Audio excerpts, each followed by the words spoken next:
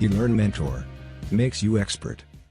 Hello viewers, আজ আমি এই টিউটোরিয়ালে আপনাদেরকে দেখাবো কিভাবে আপনারা অনেকগুলো ওয়ার্ড ফাইল আপনারা একটা ওয়ার্ড ফাইলে আপনারা মার্জ করতে পারেন অথবা কম্বাইন করতে পারেন। ঠিক আছে, যে আপনার অনেকগুলা সাপোজ 10টা 20টা যতগুলো ওয়ার্ড ফাইল হোক না কেন, আপনি একটা ওয়ার্ড ফাইলে আপনি সমস্ত ডাটা নিয়ে আসতে চাচ্ছেন। তো সেই জিনিসটা আপনারা কীভাবে করবেন?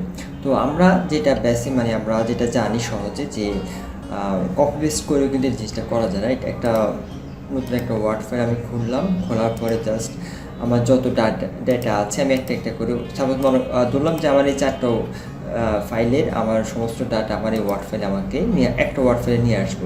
সেক্ষেত্রে আমরা একটা একটা করে ওপেন করে আমি কপি পেস্ট করে কিন্তু নিয়ে আসতে পারি। বাট এটা কিন্তু 4-5টার জন্য ঠিক আছে করা যায়, কিন্তু এখানে যদি হয় 10টা 20টা বা 50টা বা 100টা, সেক্ষেত্রে কিন্তু এইভাবে একটা একটা করে করাটা কিন্তু অনেক বেশি টাইম কনজিউমিং। তো সেই জন্য আমরা আজকে একটা শর্টকাট পদ্ধতি দেখব, যেটাতে যে সিস্টেমে আমরা আজকে যতগুলো ওয়ার্ড ফাইল থাকুক না কেন আমরা জাস্ট কয়েকটা ক্লিকের মাধ্যমে আমরা জিনিসটা সমস্ত ডাটা আমরা একসাথে করতে পারবো একটা ফাইলে।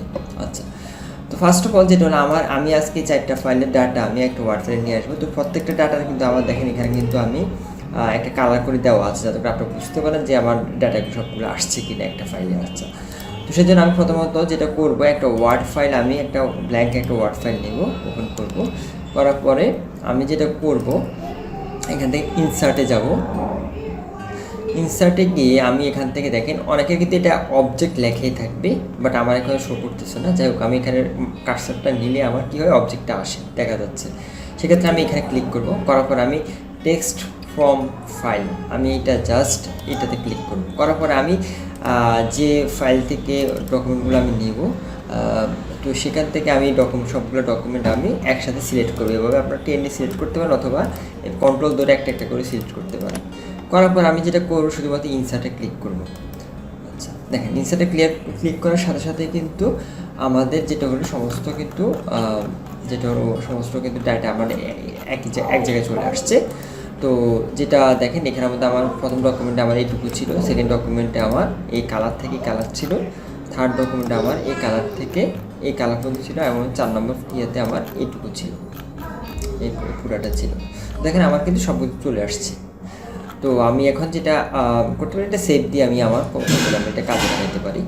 তো যেটা হলো আপনারা দেখেন, জাস্ট আমি এখানে ক্লিক করলাম, ইনসার্টে গিয়ে আমরা এখান থেকে এখানে গেলাম, রাইট ক্লিক করে জাস্ট ডকুমেন্টগুলো আমি সিলেক্ট করে দিয়েছি, আর কিছুই না। বাট দেখেন কত সহজে কিন্তু জিনিসটা করে ফেললাম। বাট যদি এখানের মধ্যে অনেক দেখেন, এটা যে ম্যানুয়ালি করা লাগতো, 4টা হোক 5টা হোক, বাট আপনার কিন্তু বারবার বিরক্তি করে একটা কাজ করা লাগতো, ওপেন করা ক্লোজ করা, right.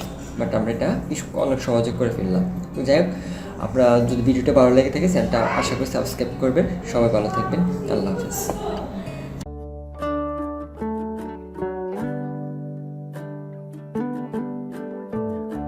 Thanks for watching. Don't forget to subscribe our channel.